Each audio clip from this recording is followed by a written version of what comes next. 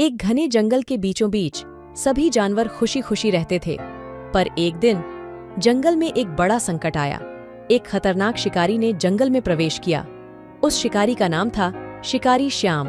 श्याम ने जंगल के जानवरों को पकड़ने की योजना बनाई, लेकिन जंगल में एक बहादुर शेर था।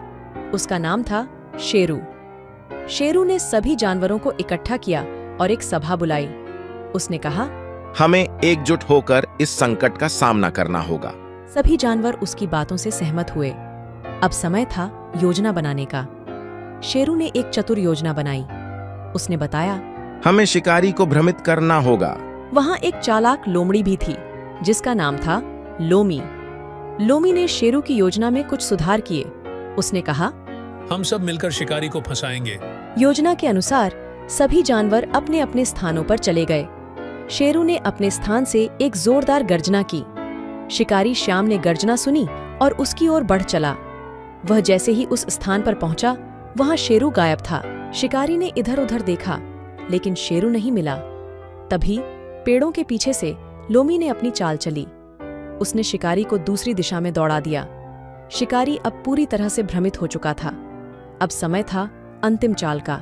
शेरू ने जोर से दहाड़ते हुए शिकारी के सामने आकर खड़ा हो गया। शिकारी ने अपनी बंदूक निकाली, लेकिन तभी जंगल के सभी जानवरों ने शिकारी को चारों ओर से घेर लिया। शिकारी को समझ आ गया कि वह फंस चुका है। उसने अपनी बंदूक फेंक दी और माफी मांगी।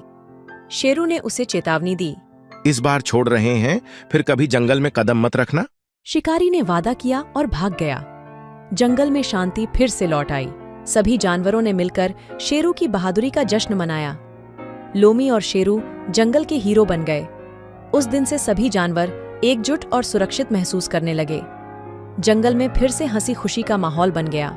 सभी जानवरों ने मिलकर नृत्य और गाना गाया, और इस तरह शेरू और लोमी ने जंगल को फिर से सुरक्षित और खुशहाल बना दिया। लेकिन जंगल के किनारे पर एक अंधेरी परछाई दिखाई दी। कौन था वह? क्या जंगल में फिर से कोई संकट आने वाला था? यह जानने के लिए आपको अगली कहानी का इंतजार करना होगा।